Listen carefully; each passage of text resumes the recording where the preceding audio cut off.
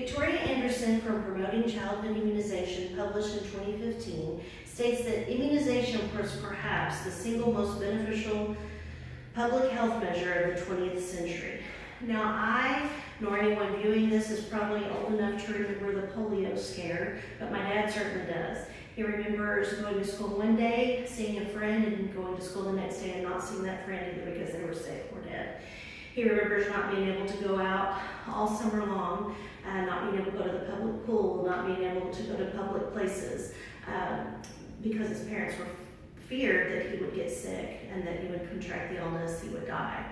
He also remembers the literal palpable relief when the vaccine for polio came out, and children and parents alike were so happy and so relieved. Now, this is my visual aid, and it kind of shows a couple of vaccine preventable diseases, or VPDs.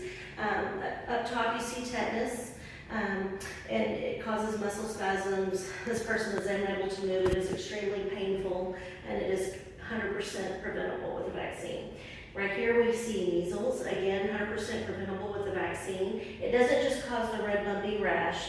It also, 1 in 4 people that get it are going to be hospitalized, and then 3 or more will die due to complications from measles.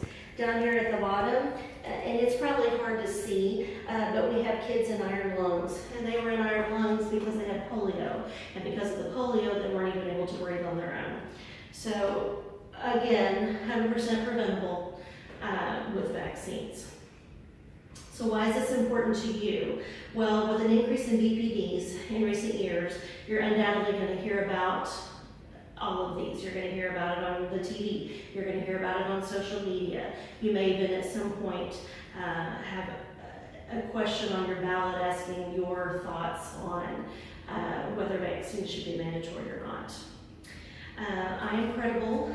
I've been a nurse for 27 years. I've worked in newborn nursery, pediatrics, neonatal intensive ICU, pediatric intensive ICU, as well as labor and delivery. So I worked around mothers and children for many years.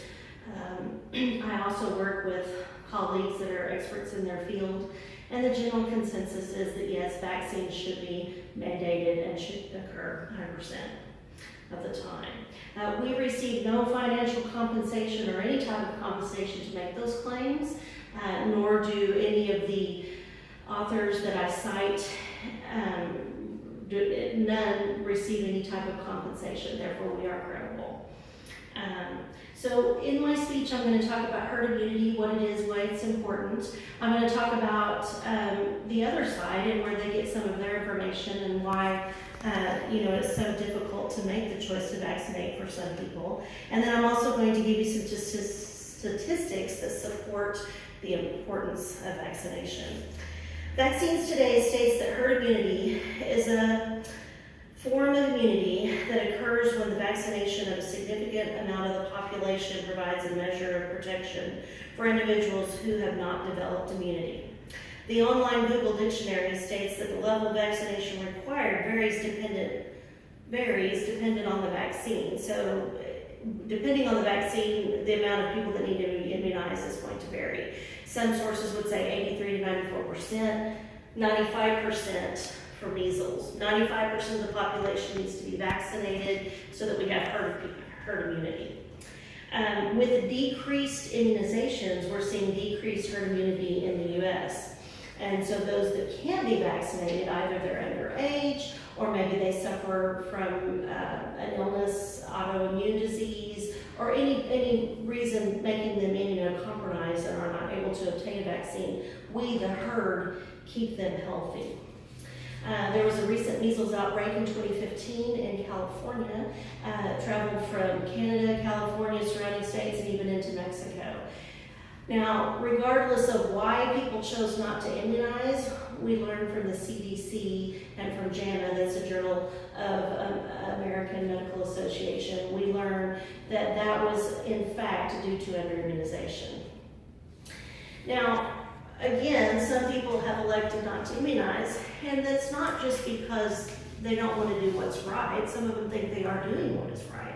Again, there's a lot of information out there, whether credible or incredible. It is very hard to discern what is real and what is not real. We've had, many famous people come out in support of not vaccinating and talking about links to autism, diabetes. One very notable person, Jenny McCarthy, and then also even Oprah has made a link to this. Again, very difficult to ascertain what is real and what is not real when people that are normally would be considered credible are not on this particular matter. Now, statistically speaking, there is much reasoning to vaccinate. Recently, the British ex-physician Andrew Wakefield, who received monetary gain, making him definitely not credible, to show a link from vaccinations to autism, specifically the MMR vaccine. That theory has now been completely debunked, and he again lost his license, is no longer allowed to practice medicine anywhere. In 2015, the CDC made us aware that at the turn of the century, VPDs, again, vaccine-preventable diseases, were the #1 cause of death. They are now the 8th cause of death in the United States. We also know that due to vaccines, more children reach their first birthday than they did at the turn of the century. In the U.S. alone, at the turn of the century, about 100 out of 1,000 children died every year before vaccines were developed. That number is now down to 7, which is obviously a dramatic decrease. The importance of vaccines for prolonging life and strengthening herd immunity is more than adequately documented. To sum things up, vaccinations should be mandatory and should be given according to the timeline set forth by the CDC. I have a copy of that here, probably hard to see again. I will pass out a copy to everybody. It tells when, what vaccine you should get and when you should get it. The only exception that should ever be allowed is health reasons, such as with age restrictions or if one is immunocompromised. I urge you to vaccinate yourself, your children, your families, but to go even farther than that, I urge you to speak to your friends, your extended family, members of the community. By keeping everyone immunized, we not only are helping ourselves and our loved ones, we're helping increase herd immunity, which will go a long way for the health of the community and the nation at large. Thank you.